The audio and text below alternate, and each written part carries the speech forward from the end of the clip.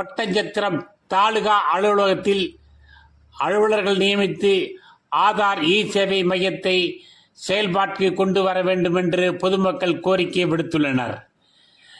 இந்திய மக்களுக்கான ஒரு தனித்துவ அடையாள அட்டையாக ஆதார் அட்டை விளங்கி வருகிறது.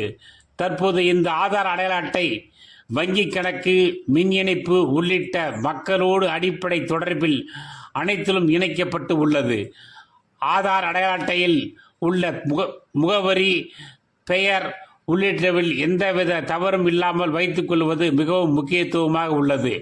கடந்த சில மாதங்களுக்கு முன்பு ஒட்டஞ்சத்திரம் தாலுகா அலுவலகத்தில் பணியாற்றி வந்த அலுவலர் வேறு சொந்த பணிக்கு சென்று விட்டதால் தாலுகா அலுவலகத்தில் ஆதார் சேவைக்கு என்று அலுவலர் புதிதாக நியமிக்கப்படாததால் ஆதார் அலுவலகம் பல மாதங்களாக முழுமையாக செயல்படவில்லை.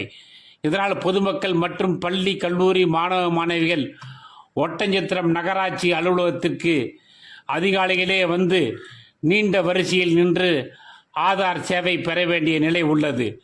பொதுமக்கள் ஒரு நாள் கூலி வேலைக்கு செல்லாமல் வருமானத்தை இழக்க வேண்டிய நிலையும், அதேபோல் பள்ளி மற்றும் கல்லூரி செல்லும் மாணவ மாணவிகள் ஒரு நாள் கல்வியை இழக்க வேண்டிய நிலை ஏற்பட்டுள்ளது. இதனால் கடும் அவதியடைந்துள்ளனர்.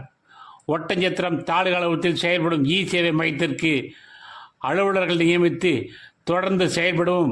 அதேபோல ஒட்டஞ்சத்திரம் நகராட்சி அலுவலகத்தில் செயல்படும் இ சேவை மையத்திற்கு கூடுதல் அலுவலர் நியமித்து கூடுதல் நேரத்தில் செயல்பட பொதுமக்கள் கோரிக்கை விடுத்துள்ளனர்.